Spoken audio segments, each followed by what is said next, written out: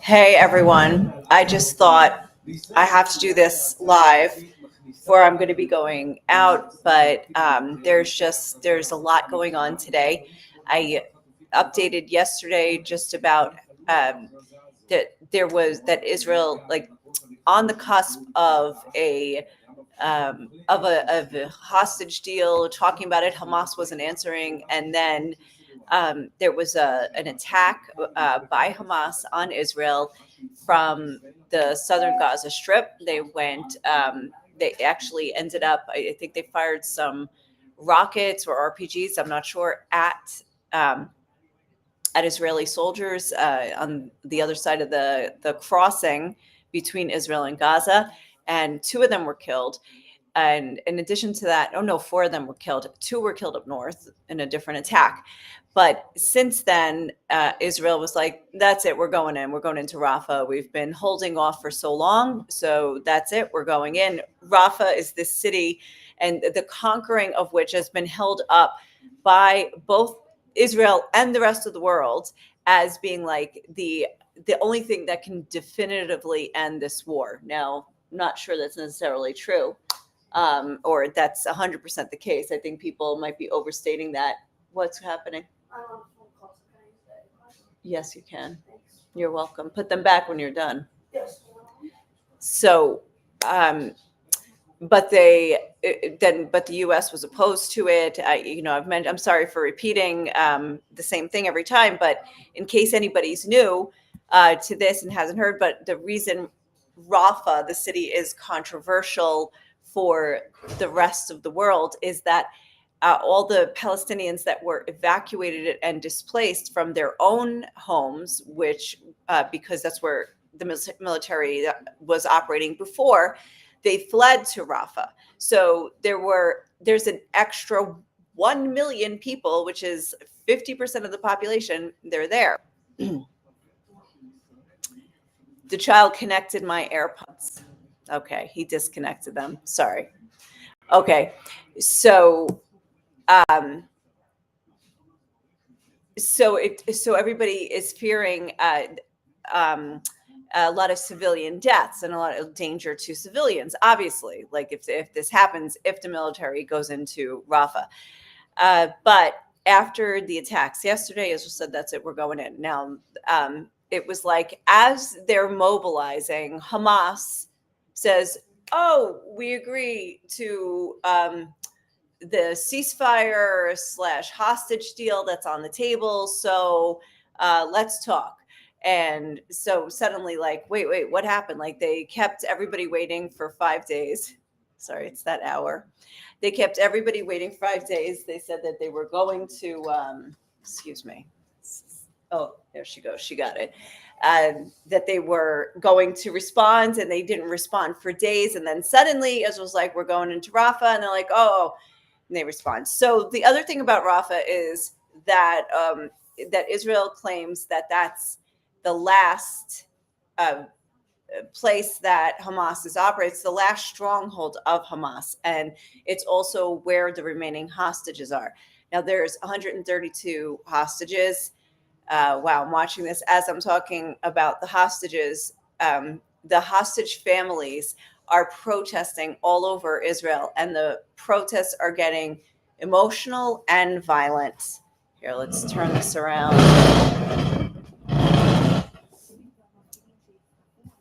They are blocking highways, getting arrested, as you can see. And she's saying, right, it's time for this government to go home.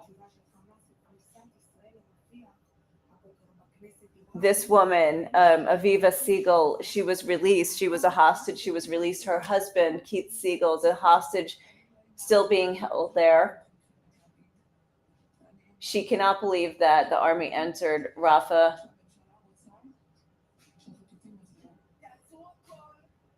She finds it hard to believe that the government wants any hostages to return if this is what they're doing, because they feel that, and she said today in an interview that the fact that Israel is in Rafah now, she said, I couldn't sleep at night because I am sure now they are going to be killed. And whether through the fighting or bombing by the Israeli military or by Hamas. Um, so they're all saying the same thing pretty much. The protests are picking up strength and numbers and emotions. I mean, the emotions here are about to boil over. That's for sure. So anyway, regarding Rafah, Israel actually made it not deep into it's 12 miles from the border to the Mediterranean Sea, and what they did control today was the Philadelphia crossing. Sorry, maybe not the Philadelphia, but the crossing into Egypt. Sorry, I'm a little shaky on the exact names and numbers. Han, I just remembered to turn on the chats. What about Iran? Is Israel preparing to respond? What, to Iran? They did. They did. They even admitted that they did. Remember that day we had, like, was it 250 drones, 300 drones? They actually, Israel responded in a few different ways with some targeted hits. Okay, so now I'm going to tell you a few things. First of all, I went to, as I usually do, I went to go check Al Jazeera because there's always there a different perspective, to put it one way. Let me share my screen. Let me share my screen and show you guys. Let's see. Look at that. There's Al Jazeera in Israel. This site can't be reached.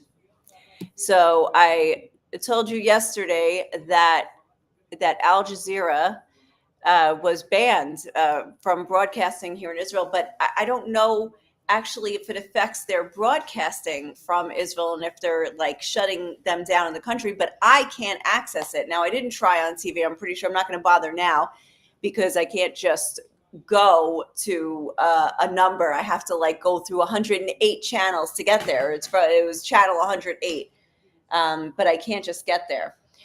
So right now but what I do know about what's happening in Gaza, from what I can piece together, is that the population in Rafah is evacuating again. Many of them going back to where they came from originally, and also Hamas put out a video today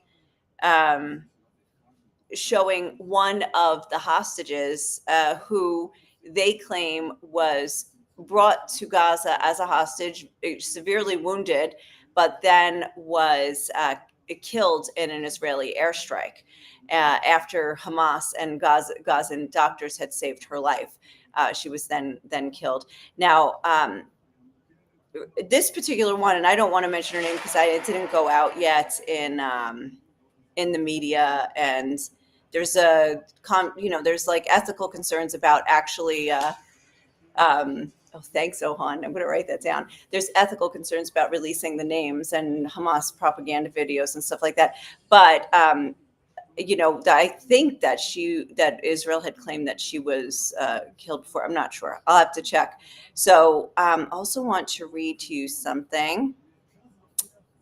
So with all that's happening, this one analyst. Well, let me read it to you from here because I think I saved it elsewhere.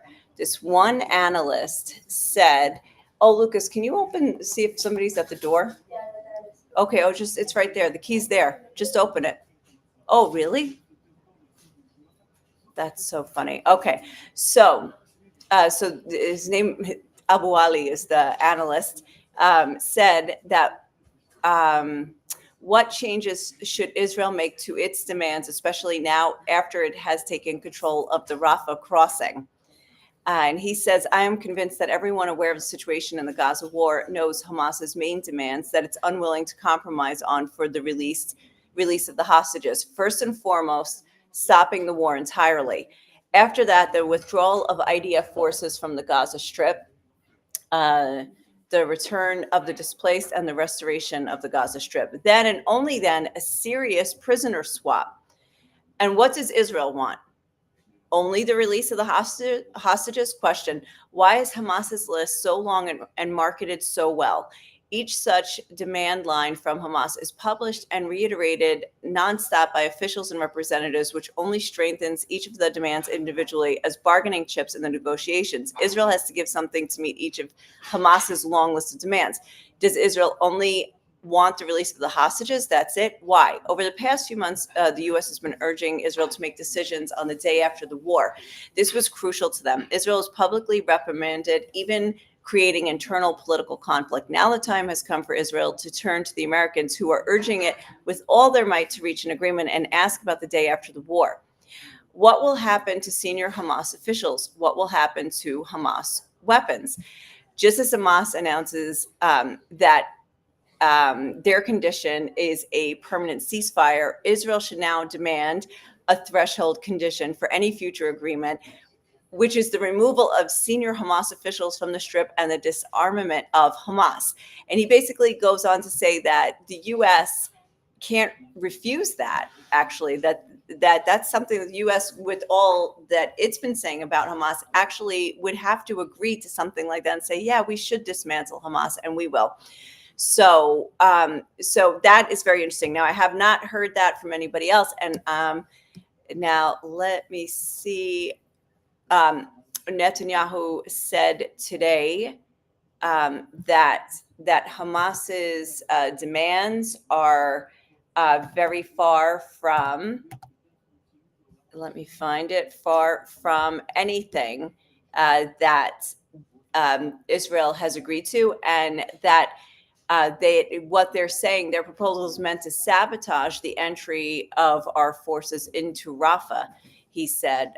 And that was probably that's what some people think was the goal of Hamas, saying, "Oh yeah, we'll agree to we have a ceasefire request, or we're going to talk, we're going to enter negotiations," and it was meant to stop Israel from entering Rafah. Now that's what some people say, but he said that the Hamas offer is very far from Israel's vital demands. And so anyway, so that is all that's going on right now. In the meantime, Hamas is still firing rockets. I think it was 30 today at southern Israel. And in the north, there are still missiles being fired by Hezbollah, and they're getting actually more and more accurate and targeting specific places where they know the military is actually based right now.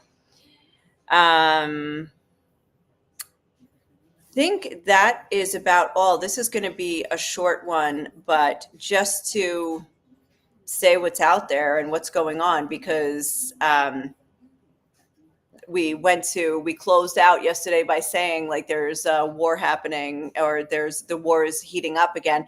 And the question of will Iran get involved again through the Houthis, and will they also demand that Hezbollah increase its action in the north? So those are the two questions, and then that I have that I'm wondering. And the Houthis, when they fire rockets, they're going more toward the other side, the southern Israel, but the other side, which is the cat's nuts, like Eilat, the Eilat area.